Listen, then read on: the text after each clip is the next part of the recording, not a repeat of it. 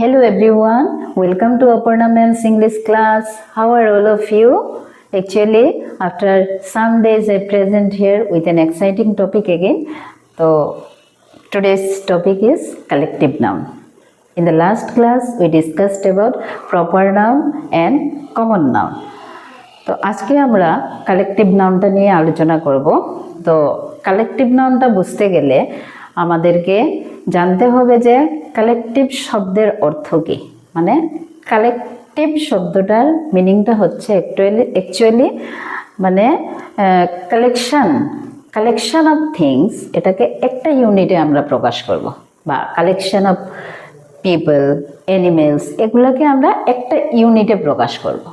যেমন আমরা আগে এক্সাম্পল থেকে পরে ডেফিনেশনের দিকে যাব। আগে আমরা এক্সাম্পলটা ডিসকাস করি। যেমন ধরো আর্মি অফ সোলজার্স, হ্যাঁ, তারপরে আমরা বলতে পারি দ্য স্কুল অফ ফিশ।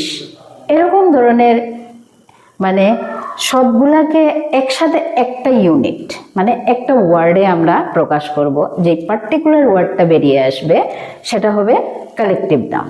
তো আমরা যদি ডেফিনেশনটা দেখি তাহলে আমরা দেখব যে a collective noun is a single word used to represent a group of people, animals or things as a single unit. মানে কালেকটিভ নাউন হচ্ছে একটা সিঙ্গেল ওয়ার্ড। এখানে ক্লিয়ারলি একদম ডেসক্রাইব করা আছে যে এটা ইউজ হয় টু রিপ্রেজেন্ট, হ্যাঁ, রিপ্রেজেন্ট করতে এ গ্রুপ অফ পিপল, হ্যাঁ, গ্রুপ অফ পিপলকে একটা সিঙ্গেল ওয়ার্ডে ডিফাইন করব। তো তারপরে animals or things as a single unit. আমরা এক্সাম্পলের মধ্যে আমরা যেমন এই যে collection of things, people, animal, things, এগুলোকে আমি একটা গ্রুপে ডিভাইড করেছি। দেখো, গ্রুপস অফ পিপল, এটাকে আমরা বলতে কয়েকটা এক্সাম্পলের মাধ্যমে ডেসক্রাইব করব। ক্লাস অফ স্টুডেন্ট, ঠিক আছে। এখানে এই যে ক্লাস, এটা হচ্ছে কালেকটিভ নাউন।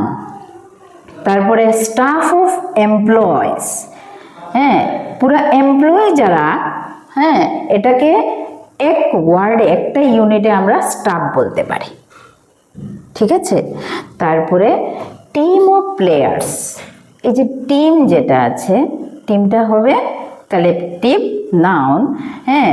প্লেয়ার্স যারা সব, তাদের সবাইকে আমরা টিম, হ্যাঁ, একটা টিম ওয়ার্ড দিয়ে এটাকে আমরা কালেকটিভ ওয়ার্ড হিসেবে ব্যবহার করব। তারপরে দেখো group of animals, group of অ্যানিমেলসে আমরা পাই কি ফ্লক অফ বার্ডস, ঠিক আছে। এরপরে গেল সোয়ার্ম অফ বিজ, ঠিক আছে, এই যে। তারপরে একদল মানে ফিশ, যেটা স্কুল অফ ফিশ বলবো আমরা। এই যে ওয়ার্ডসগুলো আছে এটি সবটি কিন্তু কালেকটিভ নাউন্স।